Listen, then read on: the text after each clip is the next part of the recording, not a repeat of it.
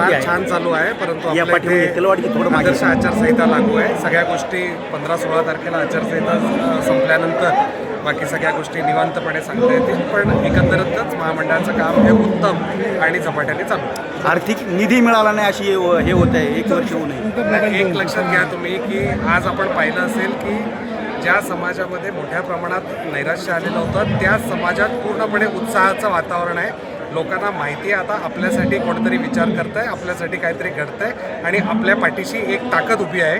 हीच आपल्या ब्राह्मण समाजासाठी खूप मोठी गोष्ट आहे. शेवटी आपण सगळं आजपर्यंत आपल्या हिमतीवर मिळवत आलेलो आहे, ह्याच्या पुढे सुद्धा मिळवत राहू. परंतु आता आपल्याला एक भक्कम साथ आणि पाठिंबा आहे. एवढं फक्त आपल्या पाठीशी मार्गदर्शन असणं खूप महत्त्वाचं आहे आणि ते आता आहे. परशुराम भवन जे आहे ते कुठं होतं आता पहिलं? आता सगळं पेपरवर्क सुरू आहे, त्याच्याबाबतचा आम्ही प्रयत्न मागच्या काळापासून करतोय. लवकरच होईल आणि आम्ही अधिकृतपणे त्या सगळे. पण मला या निमित्तानं सांगायचं आहे, अनेक सामाजिक संस्था आणि ब्राह्मण संघटना ह्याच्यासाठी प्रयत्न करत आहेत. जसं मी म्हटलं की राजस्थानमध्ये विप्रो फाउंडेशनने त्या ठिकाणी त्यांच्या बेसवर खूप मोठा भव्य असा परशुराम भवन बनवला.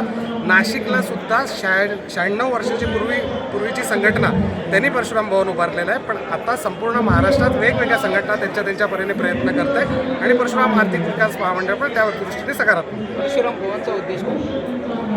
परशुराम भवनचा उद्देश आज आपल्याला माहिती आहे की समाजात अनेक विद्यार्थी आहेत जे UPSC MPSCच्या परीक्षा अपेअर करत आहेत, त्यांच्यासाठी अभ्यास केंद्र उपलब्ध असावं, समाजानं चांगले अधिकारी त्या ठिकाणी घडावेत.